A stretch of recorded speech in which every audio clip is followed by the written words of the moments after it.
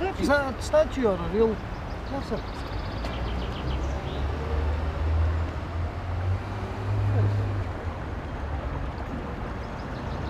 He's not even got a thong on.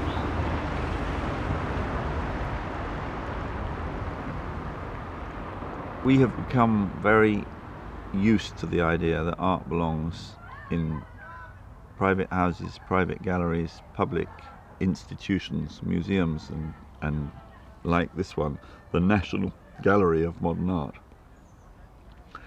For me, I'm very, very keen to liberate art from that ghetto and from indeed the whole idea of specialization. It was very important that these works are uninscribed, untitled. They are not carrying with them labels and special designations. They are simply objects that have been humanly made, that are for imaginative purposes, but are, as it were, liberated from the special condition of the museum and allowed to stand for themselves in the elemental world, unprotected, completely unprotected. And that bareness of exposure is matched in a way, I hope, by a bareness that is to do with human vulnerability.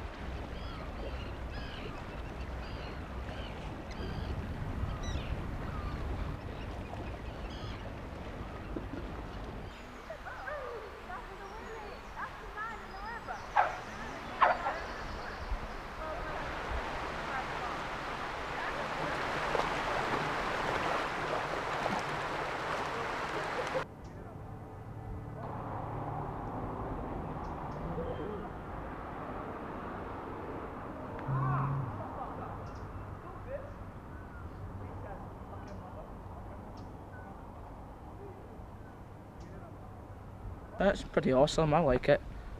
It's a naked statue. It represents something. Well, all naked guys. No. I don't know What what it then? represents. There'll be something to do with the river. Well, I think you can go down and ask it.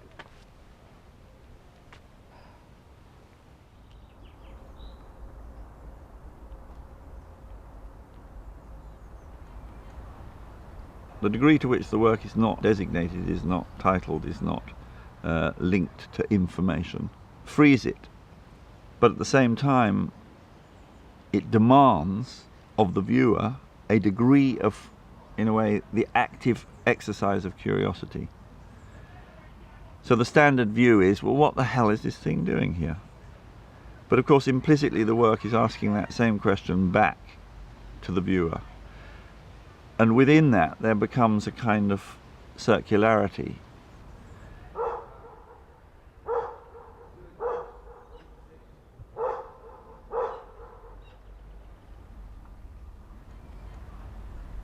They don't hide the fact that they are industrially produced.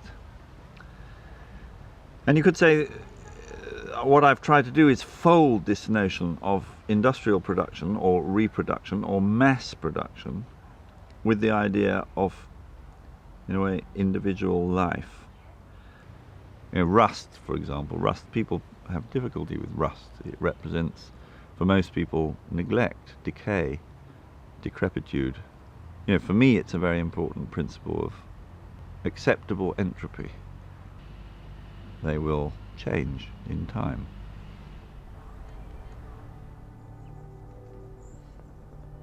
One of the statues is at Bonington Bridge, and it's stood under trees. And apparently there were people looking over it when it was getting dark, and they thought it was actually a man who had hung himself.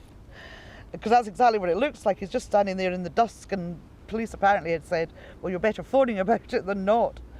But it does look a bit spooky, is that the word? Because it's been covered in the trees and the shadows and everything else.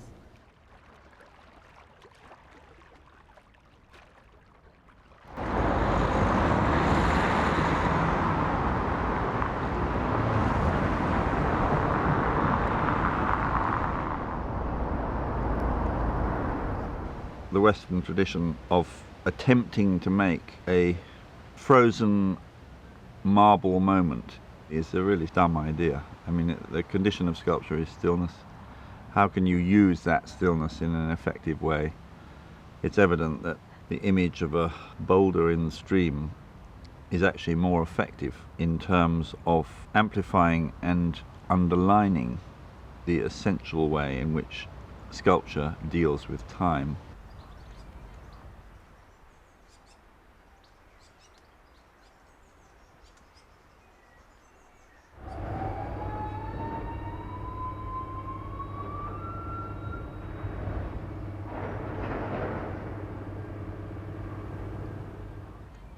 For, you could say, 2,000 years, art fulfilled the job of representing core narratives, either mythical or historic, of peoples.